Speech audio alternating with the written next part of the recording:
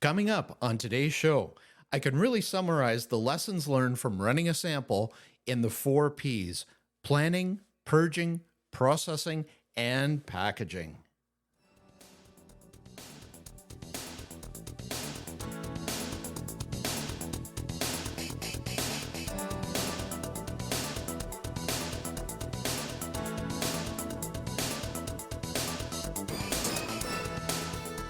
Welcome to the show. I'm your host, Kurt Stahle, that plastics guy. Hey, if this is your first time tuning in, thank you so much.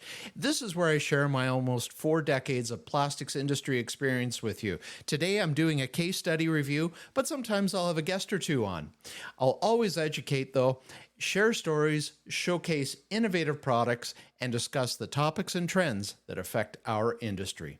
Today's podcast is sponsored by Fresh Start Purge Compounds, sold through Simcoe Plastics all across Canada, and we're super happy to do that. And of course, it's also co-sponsored by my company, Simcoe Plastics, where we truly have a passion for polymers. You can find us at simcoeplastics.com or contact us at info@simcoeplastics.com. So today's format is going to be a little bit different. I typically try and put together a script and research everything and present you with good information. And today I'm just going to do a bit of a recap of a sample production afternoon that I had with a new supplier earlier in the week. I actually did a Tech Tip Friday that came out on Friday, of course, discussing the purging aspect of it. So that's why I thought it would be apropos to have Fresh Start Purging Compounds be a co-sponsor of this particular episode. But we're going to take you through the steps of this particular sample. Of course, due to confidentiality, I won't discuss the supplier, won't discuss the client that I'm trying to woo with this particular product, nor will I discuss in any detail the sample itself. But that notwithstanding, the elements of getting the job done can translate to any sort of sample that you have to run for a customer. If it's injection molded parts, if it's a compound, a master batch, doesn't matter. We're just going to go over the basics of getting everything right.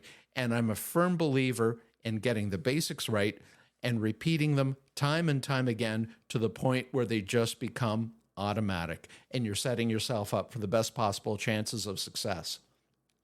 If you don't do the first P, the planning, some would say if you fail to plan, then you plan to fail. Well, I think that's a fairly fair comment, but my feeling is if you don't plan, you're at very least going to make the situation far more awkward, time-consuming, and there won't be a lot of confidence on anybody's part because no one knows what they're supposed to be doing.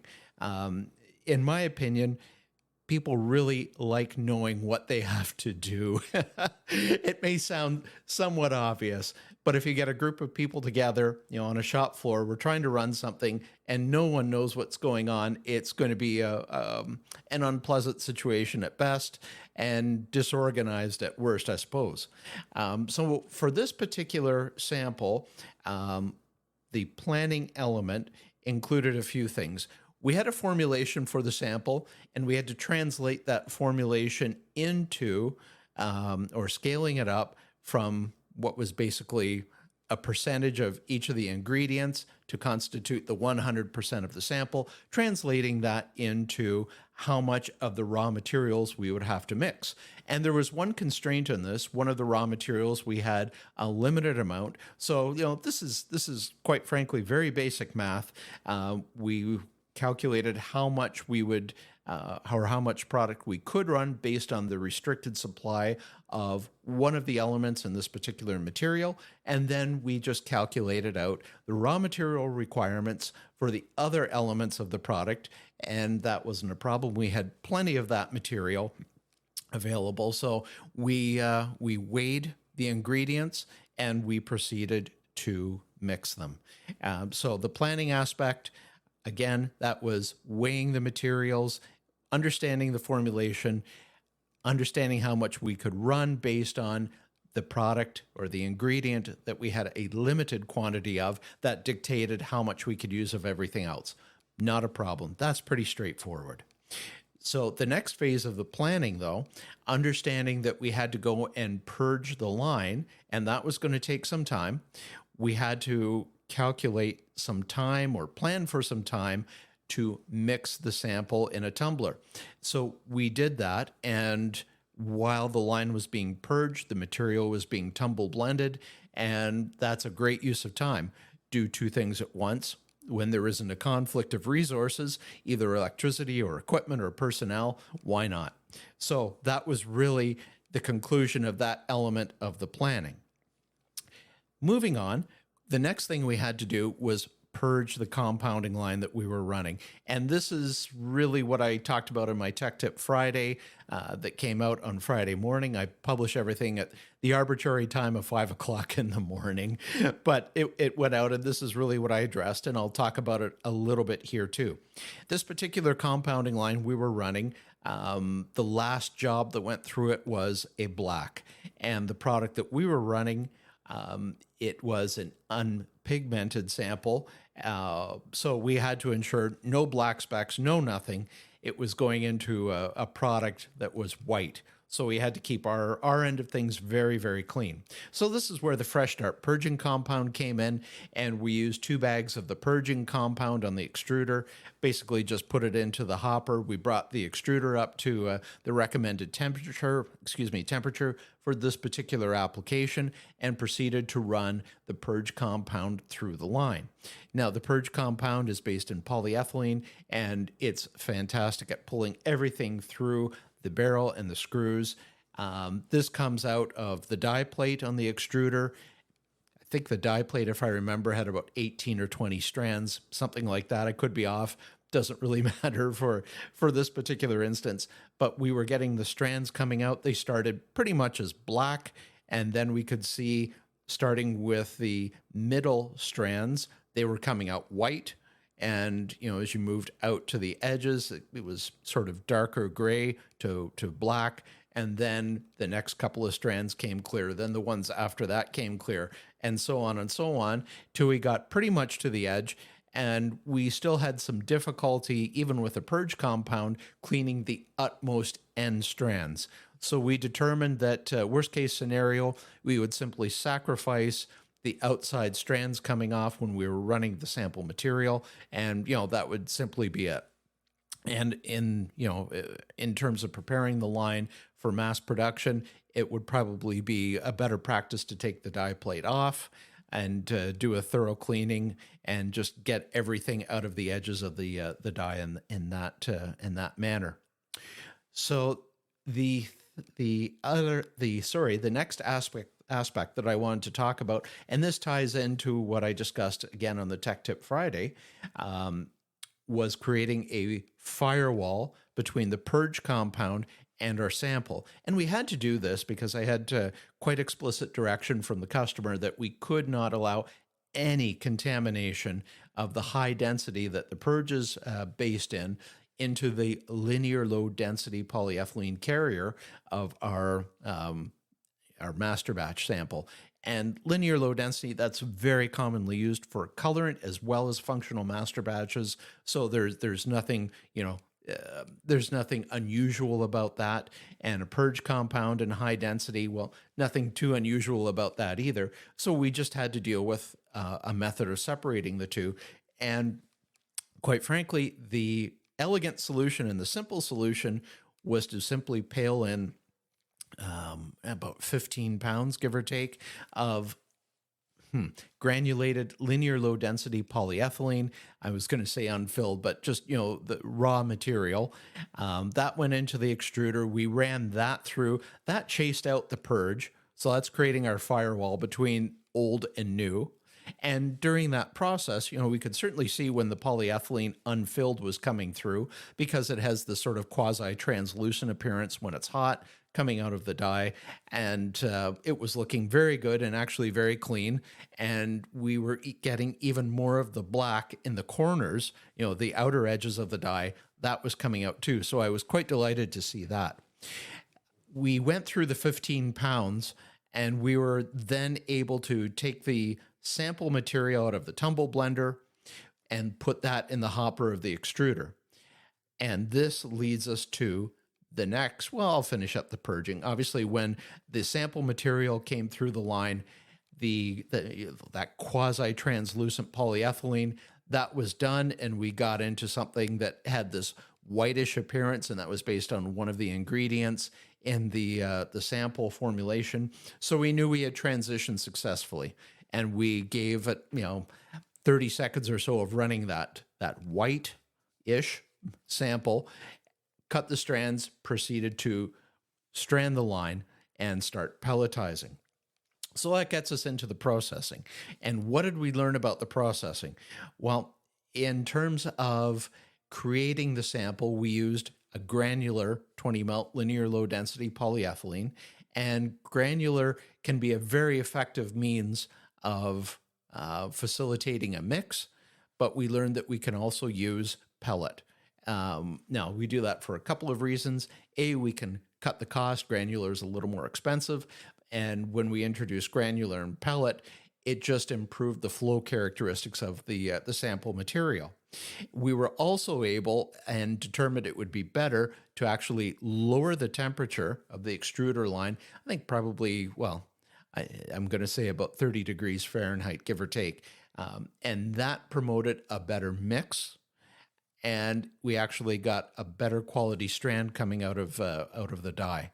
Now, the interesting thing about this, you actually have to, if you're not familiar with the extrusion process and how pelletizing works, if you're running through a water bath and into a pelletizer, you have to control the speed of the pelletizer, because that pelletizer is really pulling the strands just as much as you've got the extruder pushing material out of the die face. You've got a pelletizer pulling those strands, and you kind of have to have an equal force between the two, or you're going to have strands that ultimately get too thin and break, or you're going to have strands that get too fat.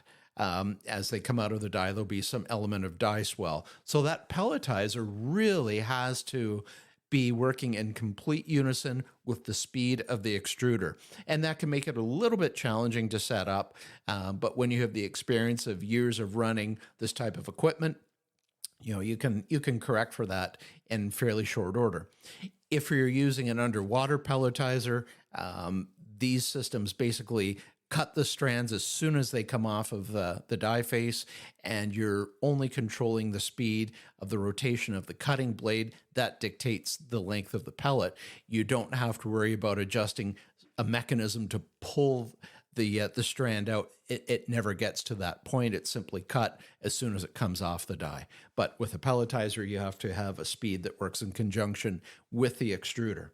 So we got that balanced. We were quite happy with it. We were getting our, sorting out for longs and things like that in the extrusion or in the sample that we were collecting. And we actually I was pretty pleased with the results.